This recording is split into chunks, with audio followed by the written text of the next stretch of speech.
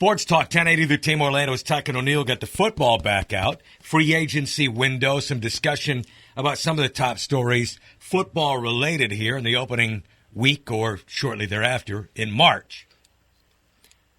Hi, Mike. Hi, Jer. And we find out that Calvin Johnson is... Hold on. Fumble!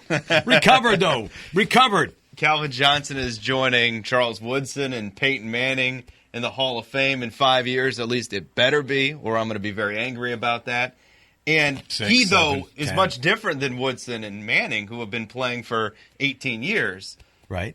Calvin Johnson's only played 9 years, half of that. He's only 30 years old. Do you think that players retiring younger because of injuries, fear of head injuries, is going to become a trend? Is that what his reasoning is? No. Injuries, I think, are a big part of it for him. He right. just doesn't have the concussion history. I would like to hope, honestly, because many times when we talk about the highest elevation of pro sports players, it's about money. And one would hope, being that you and I probably, I won't, but probably won't have the kind of income that those guys have earned. You always hope that athletes you don't read about down the road struggle financially. And I would hope that he's put together a great nest egg for the rest of his life and can get on, as Peyton Manning talked about in his retirement. You know, I've got the rest of my life to live, and they're going to be exciting days ahead of me. And you hope that for Calvin Johnson. I mean, obviously, he was one of the great players of his generation. 5 years removed from Hall of Fame, I think that's tends to be a given.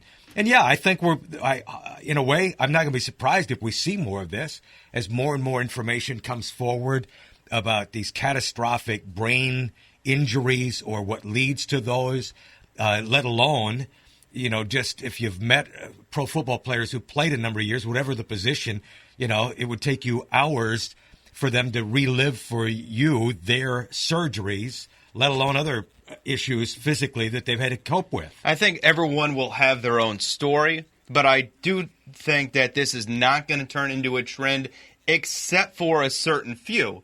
Willis, like Megatron, have something in common. They were high first-round picks, which means they immediately got paid a lot of money coming out of college, which means that second contract 4 or 5 years down the road, they cashed even more money so that at the age of 30 for each of them, they had banked a lot of money. To your point, everyone's different how they spend their money, but at that point, they banked a lot of money. But if you're not a first-round pick, if you're not those guys, it's going to take you 4 or 5 years to get that big payday. So I don't think that this is going to become a trend because there's going to be so many guys that are waiting at least 10, 12 years to get a couple of paydays to make it so that they can retire happily. So I don't think it'll be a trend, but I do think players are becoming more aware that, hey, I've banked enough money.